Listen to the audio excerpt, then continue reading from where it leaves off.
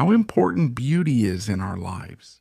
And in these times where cold, soulless technology dominates almost everything, there are some companies that break away from convention and dare to do things differently. Unihertz has managed to revive this kind of BlackBerry, and now it's better than ever. More powerful, with better cameras, better battery, better keyboard, and above all, it really looks beautiful. I've been making videos for 10 years, and I admit it's been a while since I've seen a smartphone that's so different, and at the same time has such a bold design. I understand that this is a matter of taste, but you have to give them credit. With this Unihertz Titan 2 Elite, they've taken a risk by going against the grain of the rest of the phone companies. And as you'll see in this video, I think they've absolutely nailed it. I have to say that this crowdfunding project is already a complete success. And here you have the first review in Spanish, the first in the world. As you're watching the unboxing, what stands out the most is this cable. They've included a USB-C to 3.5 mm audio jack adapter. It's been a while since I've seen a company include this, and honestly, it's appreciated. And now, here it is in all its glory, the new Unihertz Titan 2 Elite. You can feel it's unique compared to everything else on the market just by holding it. It's very square, smaller than the previous generation, extremely comfortable, much more curved, weighs 163 grams, and is made of aluminum and glass. The keyboard has been improved with grooves for better ergonomics, which you'll see later under a microscope. There are two models, one black like this one, and one orange. I think the black one looks more elegant, but that's just personal taste. The camera island has also been completely changed. Now it doesn't include a secondary screen, it only uses the main screen, which is an AMOLED display. Of course, I didn't remember how comfortable it was to have a device of this size. For example, when putting it in your pocket, it's amazing. Something else I like is that it comes with a pre-installed screen protector. Let's talk about the ports. There's a USB Type-C at the bottom. The microphone isn't here, it's just below the keyboard. On the other side, there's a customizable key in a striking red color and the fingerprint unlock button. And there's also the second microphone. On the top, there's a large infrared port and its only speaker. And finally, on the other side, there's the volume button, which also has a good travel, and this SIM tray, which honestly surprised me because even though this smartphone is so small, look at how big the SIM tray is. And you can put in two 5G SIM cards and a micro SD card with up to 2 terabytes of capacity, which is not bad at all. And as a conclusion regarding the design, I've really enjoyed this unorthodox format, which feels so good in the hand, and above all, it's extremely easy to carry anywhere. Therefore, if you're looking for comfort in this kind of BlackBerry, you're definitely going to find it.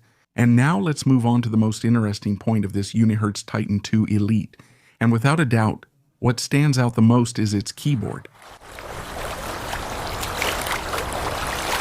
It includes some tricks and some interesting features, as you'll see, and also compared to the previous version, which you can also find the video for on this channel, the Unihertz Titan 2, you can see that it's much more square in every way.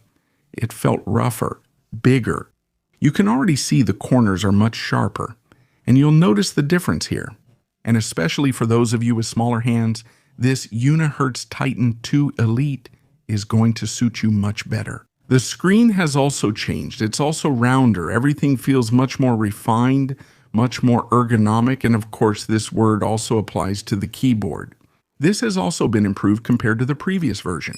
As you can see, for example, it now includes the navigation buttons at the bottom, such as back, recent apps, and home.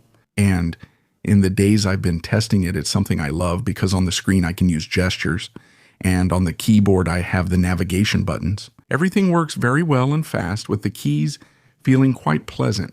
It's also improved over the previous generation. And something else that has happened to me while I've been testing it is that there's a certain learning curve, or rather, a reminder of when phones still had physical keyboards, which honestly has felt really good because it made me remember other times, other very different smartphones.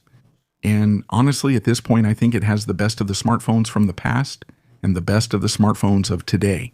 So I think Unihertz has really nailed it here. And you're already seeing one of the tricks I mentioned, which is that you can use the keyboard to scroll both to the left and right and in different directions. But it actually has more modes, as you're seeing now. For example, I'm going to open the Instagram app, and I love this mode, mouse mode 1, you'll see. By the way, you have all the available modes explained here. You can pause the video if you want to read them carefully. And thanks to this mode, any app becomes a game changer. And you can see that I've chosen for 2/3 of the keyboard on the right to be used for scrolling up, down, to one side or the other, and 1/3 on the left to be a mouse cursor. And just by sliding your fingertip, you don't need to press the keys. You can choose a cursor, or you can choose, for example, to swipe through stories, or use your smartphone as if it were a mouse without actually having a mouse, but instead using the physical keyboard itself as a kind of touchpad. But everything is extremely customizable and configurable. You can make it so that, for example, the keys are used to take a screenshot, to view notifications, and so on. The configuration options are excellent. At this point, some of you may wonder, where is the knee? How do you type it? This physical keyboard doesn't have the knees.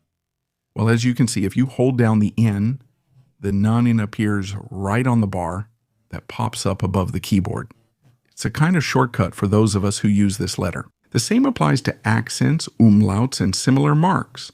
Hold down the key to see extra characters. Now let's see what the keyboard was like in the previous version. As you can see, everything was much flatter and the navigation buttons were at the top. However, they have meticulously improved the keyboard on this new Unihertz Titan II Elite. You can see in those microscopic images that it has some notches, which help make typing faster and more effective without making mistakes. Everything is carefully designed for this purpose so that typing by hand is not only easy but also effective. But let's move on to a negative point, something I didn't like. I'm not sure if it's visible in this video, but the light is whiter and brighter on the right side of the keyboard, while the rest of the keyboard appears more yellow and dim. It's true that it's not a big deal, but it's only fair to mention it. By the way, you can also choose the brightness level of the keyboard. You can even turn it off completely. You can let the system use the ambient light sensor to adjust brightness. Another improvement over the previous version is the sound of the keys. I think it's a little softer now, and honestly, it feels more solid overall. And so you can see a comparison of the unusual size of this Unihertz Titan II Elite look. Here I'm comparing it with an iPhone 17 Pro Max. At this point, it's what I mentioned at the beginning. It's completely different from any other smartphone, and I like that. And now, let's talk about its screen, because without a doubt, it's also a very unusual screen. It has a 4.03-inch AMOLED screen, Full HD plus resolution, runs at 120 Hz, and something I like and didn't expect is that they've added a 2160 Hz PWM. Also, it could reach a peak brightness. Hasta 1600 nits. So, you won't have any problems outdoors. And where is the downside of this square screen then? You can already see that it's not very suitable for multimedia because of its square format. For other tasks, for example, writing notes or working directly, this format could actually be useful, but for consuming multimedia, as you can see, you just have to get used to it. As for the colors, sharpness, reflections, and so on, honestly, it's pretty standard. At this point, you really appreciate the richness of the purest black on AMOLED screens. And without a doubt, it's the best screen you'll find on a phone with a keyboard. But now let's take a look at what's inside this sort of BlackBerry from 2026. The screen, by the way, even though it might look curved, a bit curved at the edges, it's actually just the bezels. They're slightly contoured, but I can confirm that the screen itself is completely flat. As for the hardware, software, and interface, as you can see, the fingerprint sensor to unlock the phone isn't the fastest I've tried, but I do appreciate that it has double tap to wake and double tap to lock. As for the vibration motor, it feels quite strong. And as for what's inside, it has a Dimensity 7400 processor. There's another version, the Unihertz Titan II Elite Pro, which would have a Dimensity 8400, a little bit better. Both versions would have 12 GB of LPDDR5 RAM, and they would also differ in terms of storage. This one I have here has 256 GB, and the Titan II Elite Pro would have 512 GB. both, by the way, come with stock Android 16. In addition, the brand promises 5 years of updates, meaning it will stay up to date until 2031. As you can see with everyday apps like Instagram and Google, it runs them smoothly without any problems. When we push it more with other apps like Google Earth, it's actually not bad at all. It doesn't lag at any point. Both Bluetooth 6 and Wi-Fi, data, GPS, and so on, everything has worked very well. There's nothing to complain about here. And when it comes to gaming, it's actually pretty interesting to play with this format since it's quite square and you'll definitely attract attention wherever you decide to play with it. The good thing about games is that they adapt. And something I didn't expect and really liked is that you can control the games using the keyboard's own touch surface. That is, on this kind of touchpad I mentioned earlier, it can serve as a controller for the game without having to touch the screen. In terms of power, well, it can run almost any game without problems. However, with this processor, don't expect a very high frame rate. And subscribe to And now let's move on to the photography section of this Unihertz Titan II Elite, which, by the way, as you can see in the camera module, that's where the NFC chip would be located. Well, it would have two 50-megapixel cameras, a main camera, and a telephoto camera, in this case 2x, and the front camera, that is the selfie camera, would be 32 megapixels. The Titan II Elite Pro would add an optical image stabilizer to the main camera. And now let's move on to the photo samples. The truth is that the interface is pretty straightforward, pretty simple. You shouldn't expect great results here since I think this phone is aimed at a different audience, let's say a different niche. Even so, when there are good lighting conditions, as you can see, it doesn't do too badly. Don't expect amazing photos, but I think they're good enough to share on social media. In fact, you already know that I've tried all or almost all of the devices from this brand, Unihertz, and I think this is probably the one that takes the best photos. And again, that doesn't make it a photographic powerhouse. As you can see from the results, they're pretty standard.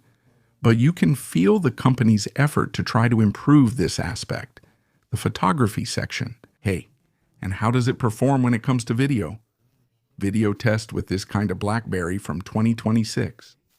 This would be its resolution at full HD at 60 frames per second. This is how its stabilization would look. And this is how its microphones would sound. And this would be its maximum resolution, that is, with 4K at 30 frames per second. And how about the sound quality of this Unihertz Titan II Elite? First of all, if you go to sound and vibration and scroll all the way down, you'll find this hi-fi mode that I recommend you turn on. And here you have the sound test. That's bad. That's bad.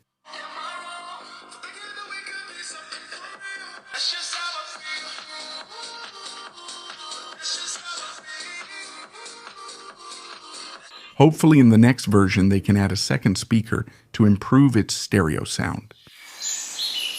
And even though it's 10.4 millimeters thick, they've added a 4050 milliamp hour battery with so-called fast charging at 33 watts. It lacks wireless charging, but I appreciate its next generation battery. That is, it's a silicon carbon battery, which has more charge cycles and also handles extreme temperatures better, both cold and hot. It also includes several methods to take care of the battery, like being able to limit the charge to 80%. Under normal conditions, it will last you 2 days without any problem. The time I've spent using this unusual smartphone, honestly, I've really enjoyed it. And also the fact that when I put my hand in my pocket and feel that it's not exactly a regular smartphone, at least not like the ones I usually test, has made me feel really good. As for the price, like I told you at the beginning, it's a crowdfunding project. It's doing really well internationally. It has a lot of support. I'll leave the crowdfunding link below in the video description so you can go to their website and see everything. All the possible ways to support and the rest of the information, like how to get one, when they will start shipping them, and so on. Honestly, I'm not surprised that this smartphone, which is so unusual in a good way, is doing so well and has generated so much interest. It feels great in your hand and reconnects us with that past when phones had keyboards. Although at this point the experience has been improved and refined a lot, and now it's better than ever. If you miss BlackBerry and miss having a keyboard on your smartphone, pay close attention to this new Unihertz Titan 2 Elite. Apart from the keyboard and its tricks, which I found quite useful, what I would highlight the most is that feeling of lightness. It's been a while since I tried such a lightweight smartphone. Also, the power, even though this version doesn't have the most powerful processor, I guess with that 120 Hz screen, everything felt pretty smooth. Also, small details like the PWM, or the fact that they include the charger and an adapter right in the box. It makes you think that Unihertz is heading in the right direction, because sometimes going against the current is the right way. And with that said, you already know that to help me, all you have to do is share this video, subscribe if you haven't already, and leave me a like so I can keep making such different content, mixing beautiful nature with the most interesting tech devices. And with that said, that's it. I'll see you in the next video. Take care and see you soon.